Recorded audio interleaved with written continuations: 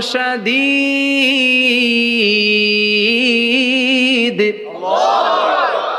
আমি পৃথিবীর মধ্যে লোহা নাজিল করেছি, লোহার ভেতরে আছে ভয়ঙ্কর ধরনের শক্তি। মানাফিউল লিন্নাস, মানুষের জন্য উপকার আছে না নাই? সব কাজে লোহা লাগে।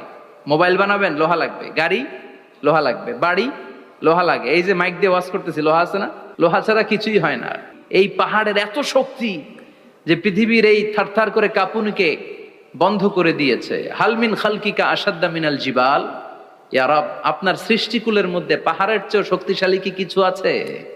আল্লাহ বললেন নাম আছে। কি সেটা? আল্লাহ বললেন সেটা হচ্ছে আল হাদিদ, মানে লোহা। লোহা চিনেন? এই হাদিদ নামে, আল হাদিদ নামে আল্লাহর কোরআনে একটা সূরা আছে না নাই? সূরাতুল হাদিদ, লোহার সূরা।